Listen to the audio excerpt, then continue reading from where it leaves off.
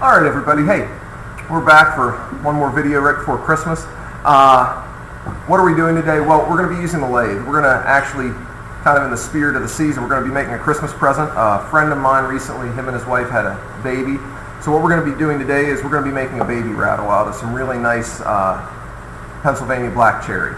Now, to start with, what did I consider? Well, I had this piece of hard maple in my garage. It's been sitting there for years. It would be big enough for that rattle, but as you can see, there's some problems with it, some pretty bad checks. Even though there's some really nice spalting in it, I don't think I would be able to get enough usable wood to make a safe rattle.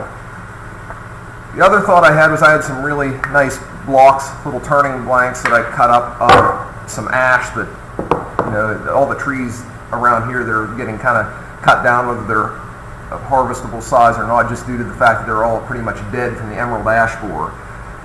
Ash is a great choice. It's a really nice solid hardwood.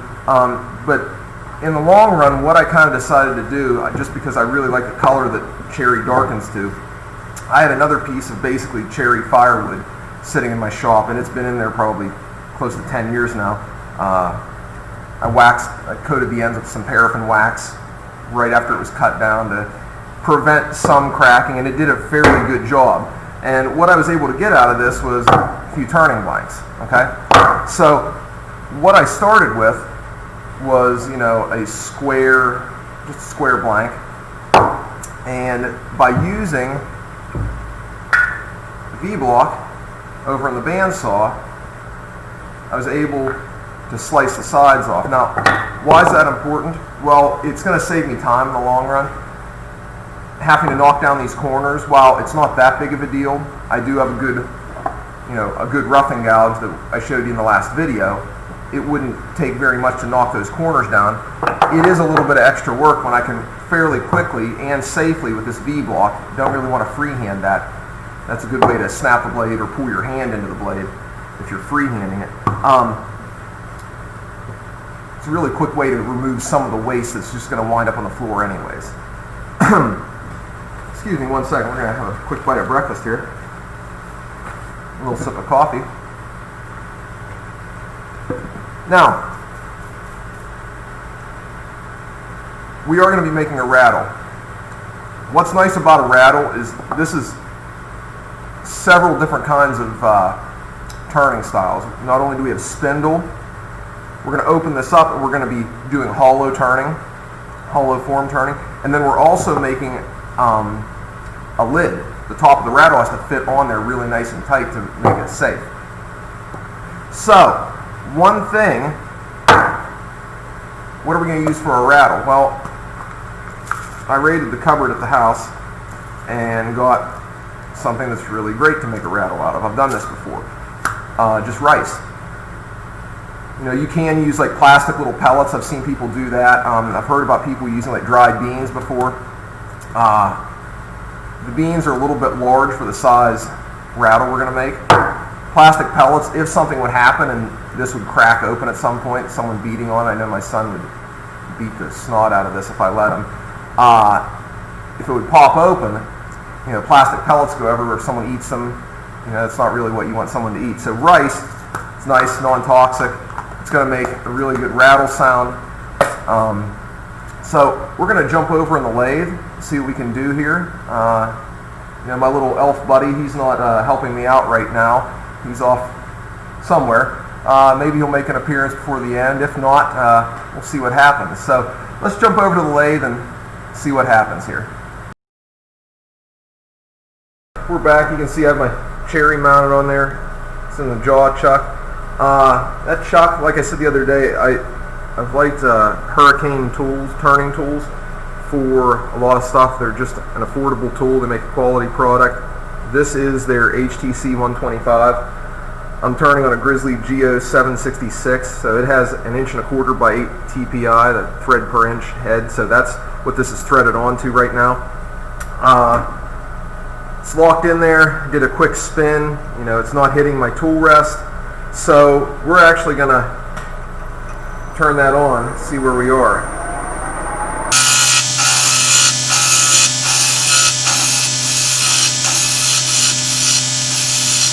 We're going to see where we are because that feels fairly smooth. And yep, we've actually turned it around. So what I'm going to do really fast, just to kind of have this whole thing roughed out, we're just going to flip this around. It's going to be close, but yep, it still fits.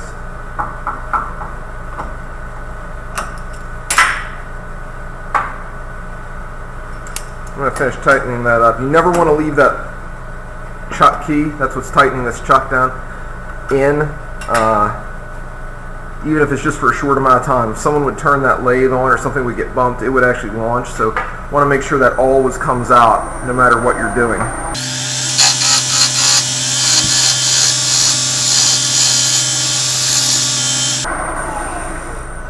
Okay, so what we have there, we have our blank. So what I'm going to do right now, I'm just going to basically mark out where I want this to be. And I'm just going to kind of estimate here. I'd like my top to be at that line. I want the bottom of this rattle to be right there. We're going to split it somewhere there, okay? And all I'm going to do is I take my pencil. You know, you could turn the lathe on, but I'm just going to give it a spin by hand. And then I need a handle. So what I'm actually going to do, because this is kind of bottomed out right now in this chuck, I'm going to open that up just a little, get some of the pressure off of it. I'm going to ease that out just a little bit. And we're going to tighten that back down. Okay. And basically what I want is I'd like my handle to end right at these jaws here, which is another reason I'm leaving this space up here, because I can flip that around, grip that in the jaws, and finish this at the end if that's what I decide to do. So let's start going and let's see what we can come up with here.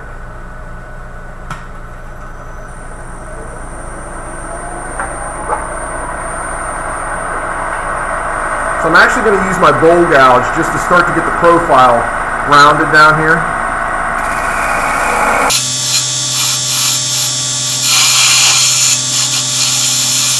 You can see that angle, the bevel of that chisel is actually rubbing on the cut, so it's producing a really nice shearing cut. So what I'm going to try to do actually, I think, since I just have a good bit of material, I'm going to use my parting tool to give me like a target to aim for, because this handle is going to be quite a bit thinner. We're just going to kind of cut a little relief cut so that I can actually get in there to do some shaping. We're not going to go to the final thickness. I don't want to weaken this.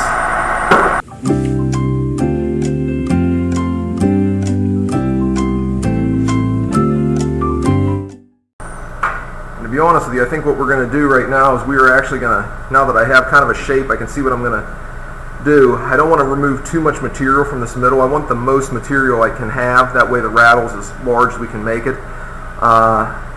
We're going to cut this off, and then we will actually start turning the hollow. We'll work on the lid. We'll glue it back together, and then what we can do is actually kind of finish turning this whole thing. So hang on, we'll get this cut and we'll go from there.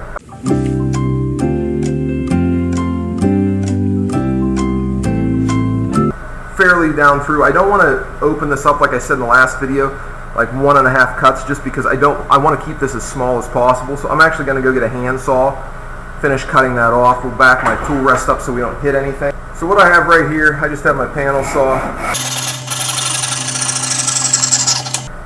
And I'm actually through, and it kind of pinched the blade, so all I'm going to do is wind that out, and we are good to go.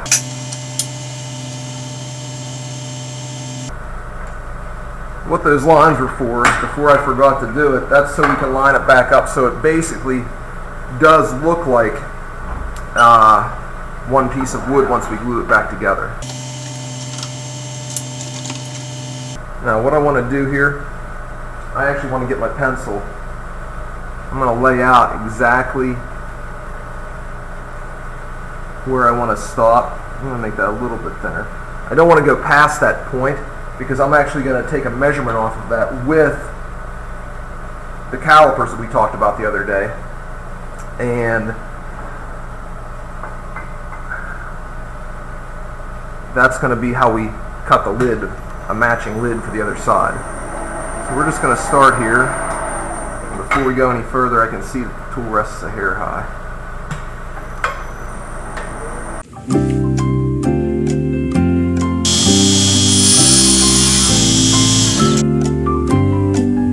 Alright, so I had to stop over and grab a ruler. Closest one was this thing.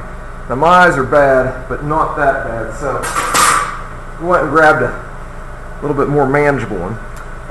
So what I have here is I'm down to 1 3/4 inches. My overall diameter on this right now is about 2 3/16.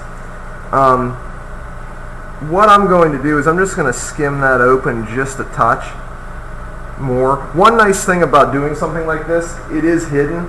You know, a bowl, you want it to be basically spotless inside, really well sanded. With this, that's not as much of a concern, just because of the type of turning is it's a hidden hollow.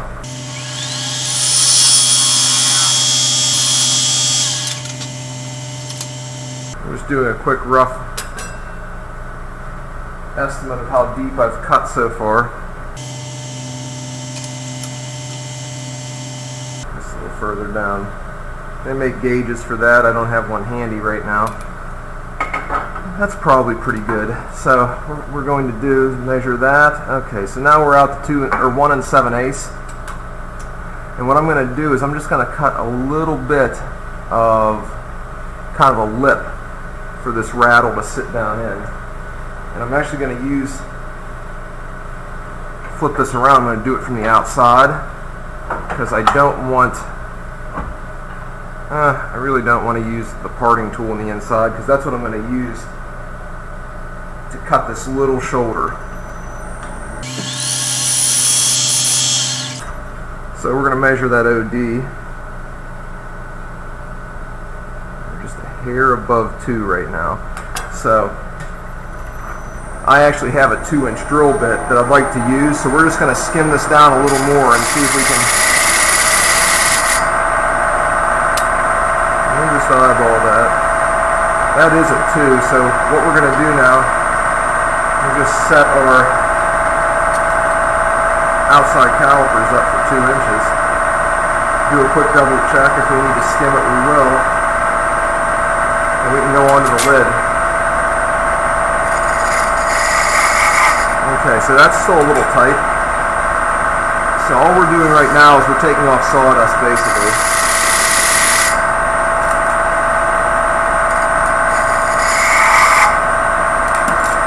We'll skim just a hair more just to be safe. Okay. I'm going to call that half basically done as far as the hollow. So you have a nice little cup there. Flip this around. It's going to go in there nice and tight. And what we're going to do is we're going to get set up to try to cut this open with this 2-inch bit I have. So we'll get set up and we'll be back with it. Alright, so thought we had a 2-inch bit. Guess we don't. So one thing I do like to do, this is end grain. I like to open it up as much as I can with the spade bit just because what I'll be using to cut my final size, and then I'll have to trim it up a little bit, but it won't be too bad. I'll be trimming it up with a Forstner bit, and they're mainly to be used with, you know, face grain. I don't want to beat up my tool that much. It'll get really hot even at lower speed. I don't want to take the temper out of it. So we're going to take away most of the waste with a spade bit, because it can kind of handle that a little bit better. We'll back the speed off because we're drilling a bigger hole.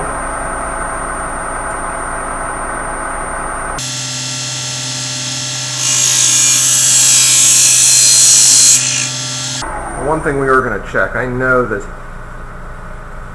I have the depth, but we're just going to double check here. So you can see that I made my lip just about an 1/8 inch deep, and this is exactly an 1/8 inch. So this is deep enough to bottom out on. What I'm going to do now is I'm going to swap bits. And you could hear that while it cut, it made some really nice wispy shavings. You could tell it was a bit tough to do, so we're going to hope that this Forstner bit doesn't have any problems. If it does, we'll just cut it open with a chisel. Not a big deal, but this can be a really nice time saver.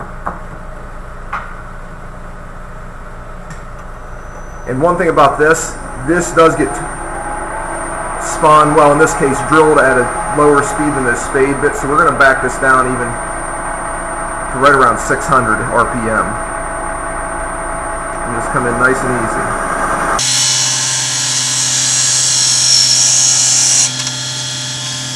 Alright, so this I know is still slightly undersized because this bit was 1 7/8 inches. So what I'm going to do is I'm actually going to come in now and just open that up a little bit with my parting tool. So we're going to spin that around.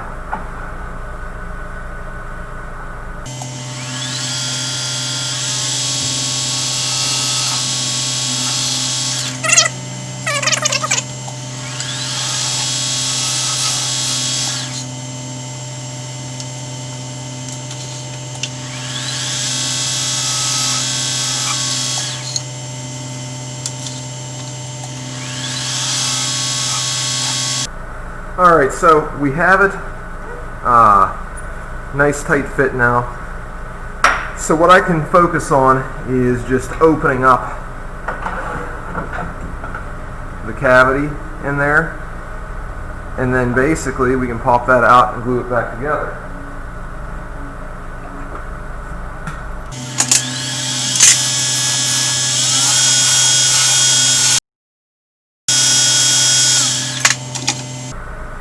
Alright, so we're going to do a real quick check of where I'm at here.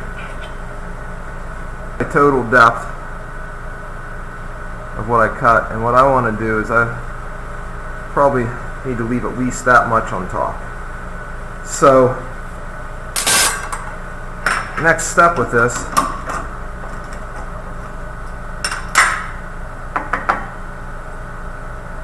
we're going to fit these two halves together after we put the rice in, and basically get glued up so we can start turning the rest of this project. Alright, so we have a little bit of rice in there. Just do a sound. Alright, that's not too bad, and as we thin this out, this is actually going to get making the walls thinner is actually going to make that sound a bit louder, so that's great. So I'm going to jump over, glue this up, and when we're back we'll have this as one solid block ready to cut the rest of the rattle down, flip it around, finish off the handle, and we'll be ready for some oil and to be done with it. Alright, so we're back a little bit later than I expected, just because use a little bit of different glue this time. I know sometimes the epoxy gets a little brittle, so this is basically what this is a really high strength silicon based adhesive, and has really good shock absorbing properties, so that's going to be something really good for a project like this. So we have it. It's fairly smooth blank right now. So what I'm going to start doing is, this is the top of my this is basically where I want the top of my rattle to be. The hollow ends somewhere down in here. I'm going to shape this, then we can start working on the handle.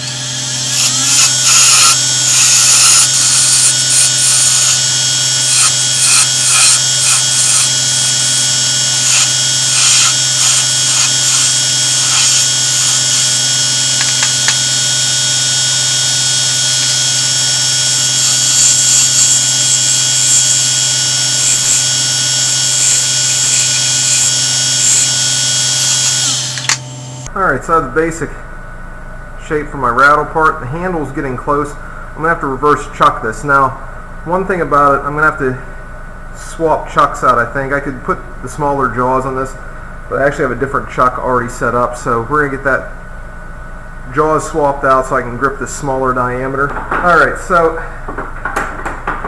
turns out the other jaw chuck wasn't set up with the jaws I wanted, so we're jumping back to this oldie but a goodie, the old 1958 Oliver. Honestly, don't even know what number it is, but really good machine. Reeves drive, still runs really well. Only downfall really is that it really kicks on at 900 RPM, so it kind of removes it from consideration for any larger bowl turning. It's just too dangerous to spin a bowl that quickly, especially from rough stage. So we're going to get started. We're going to finish the base, then we can go back over to the Grizzly and cut this top off, finish it off.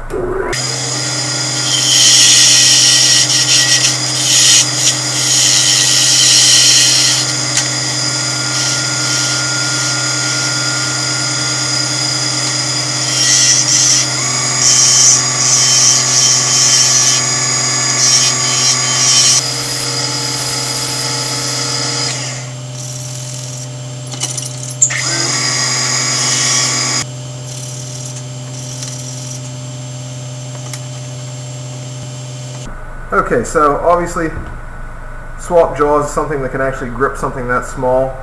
You know, a lot of times these are used like for pen blanks, things like that. Works really well for when you're trying to get something fairly close so you don't have to, you know, do a ton of sanding down there to clean up anything. So I'm going to cut this down at the top, get to where I can shape that, do a little finish sanding, then we're going to put a couple coats of food safe oil on this to just kind of waterproof it, kind of maybe baby proof it a little bit.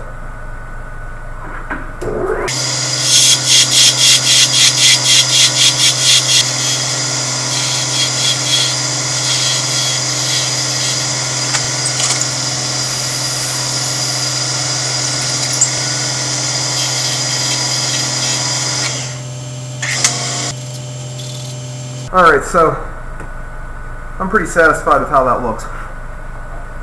Sounds pretty good. Sounds like I'm fairly close, but there's still enough strength there. So what I'm going to do, I'm going to put this Mahoney's salad bowl finish on it. Works really nice protective coat. So 3 things I'm going to use. Obviously the rag, the oil, but then you've had me for wood shop in the high school or one of my carving classes. Whenever we work in the lathe, a lot of times I like to finish off kind of rubbing this down with a piece of brown paper. Paper is actually going to burnish that, polish it slightly, and with that oil, it really makes it look pretty nice. So what I like to do is just rub a coat on to start with.